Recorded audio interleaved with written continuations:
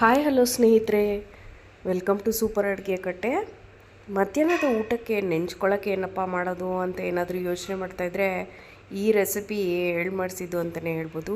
ದಿಢೀರಾಗಿ ಚಟ್ಪಟ್ ಅಂತ ಮಾಡುವಂಥ ರುಚಿಯಾದ ಬದನೆಕಾಯಿ ಮೊಸರು ಬಜ್ಜಿ ರೆಸಿಪಿ ಸೂಪರಾಗಿರುತ್ತೆ ಸ್ನೇಹಿತರೆ. ಹಸಿರು ಬದನೆಕಾಯಿ ಉಪಯೋಗಿಸಿ ಮಾಡಿರೋ ಈ ಒಂದು ರೆಸಿಪಿ ಸೈಡ್ ಡಿಶ್ ಆಗಿ ತುಂಬಾ ಟೇಸ್ಟಿಯಾಗಿರುತ್ತೆ. ಬಿಸಿ ಅನ್ನಕ್ಕೆ ಕಲಿಸ್ಕೊಂಡು ತಿನ್ನೋಕ್ಕಂತೂ ಅದ್ಭುತವಾಗಿರುತ್ತೆ.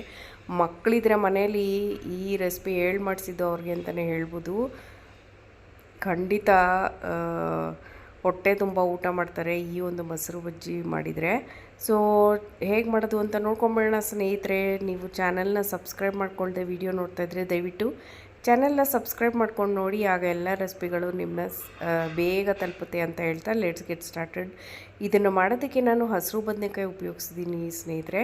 ನೀವು ಬೇರೆ ಬದನೆಕಾಯಿ ಕೂಡ ಉಪಯೋಗಿಸ್ಕೋಬೋದು, ಆದರೆ ಹಸಿರು ಬದನೆಕಾಯಿ ಉಪಯೋಗಿಸಿದ್ರೆ ಇನ್ನೂ ರುಚಿ ಹೆಚ್ಚಾಗಿರುತ್ತೆ ಅಂತಲೇ ಹೇಳ್ಬೋದು. ಬದನೆಕಾಯಲ್ಲಿ ಯಾವುದೇ ಒಂದು ಪದಾರ್ಥ ಮಾಡಿದ್ರೂ ರುಚಿಯಾಗಿರುತ್ತೆ. ಅದು ಈ ಥರ ಮೊಸರು ಬಜ್ಜಿ ಮಾಡಿದ್ರೆ ಅದ್ಭುತವಾಗೇ ಇರುತ್ತೆ ಅಂತ ಹೇಳ್ತಾ, ಈ ಮನೇಲಿ ಬದನೆಕಾಯಿ ಇದ್ದರೆ ದಿಢೀರಂತ ಈ ರೆಸಿಪಿ ಟ್ರೈ ಮಾಡಿ.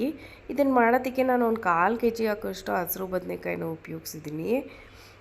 ಹಸಿರು ಬದನೆಕಾಯಿನ ಚೆನ್ನಾಗಿ ತೊಳ್ಕೊಂಡು ಇದ್ರ ಬದನೆಕಾಯಿನ ಹೆಚ್ಕೊಂಡು ಇದ್ರ ಜೊತೆ ಒಂದು 4 ಮೆಣಸಿನ್ಕಾಯಿ ಮೊದಲಿಗೆ ಬೇಯಿಸ್ಕೊಂಡ್ಬಿಡ್ತೀನಿ.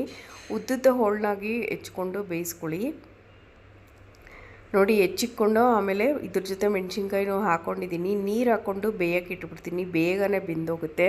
ಒಂದು 7ರಿಂದ 8 ನಿಮಿಷದಲ್ಲಿ ಬದನೆಕಾಯಿ ಬೆಂದೋಗುತ್ತೆ. ಸೊ ಬದನೆಕಾಯಿ ಈ ಕಡೆ ಬೇಯಿಸೋಕ್ಕೆ ಇಟ್ಬಿಟ್ಟು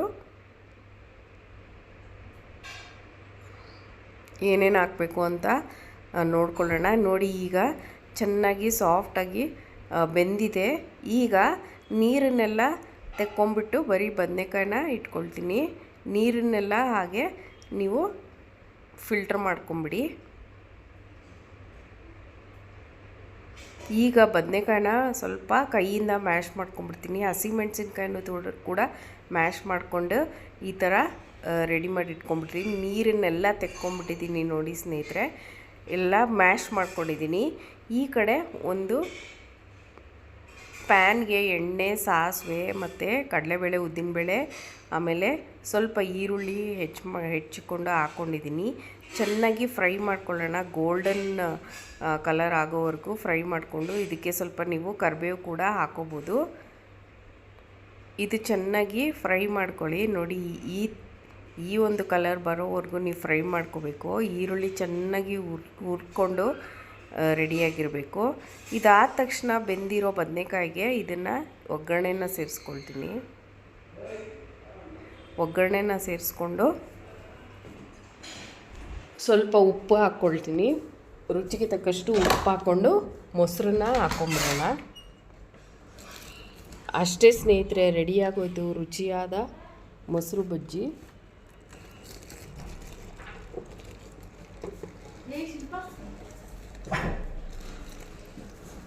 ರುಚಿಯಾದ ಮೊಸರು ಬಜ್ಜಿ ರೆಡಿ ಆಗೋಯ್ತು. ಈ ರೆಸಿಪಿ ಟ್ರೈ ಮಾಡಿ ಸ್ನೇಹಿತರೆ. ಈ ರೆಸಿಪಿಗೆ ಒಂದು ಲೈಕ್ ಕೊಡಿ, ಶೇರ್ ಮಾಡಿ, ಎಲ್ಲರ ಜೊತೆ ಶೇರ್ ಮಾಡಿಕೊಂಡು ಹೇಗಿತ್ತು ಅಂತ ನನಗೆ ತಿಳಿಸ್ಕೊಡಿ. ಮತ್ತೆ ಸಿಗ್ತೀನಿ ಸ್ನೇಹಿತರೆ ಇನ್ನೊಂದು ಇಂಟ್ರೆಸ್ಟಿಂಗ್ ರೆಸಿಪಿಯೊಂದಿಗೆ. ಅಲ್ಲಿವರೆಗೂ thank you so much for watching ಅಂತ ಹೇಳ್ತಾ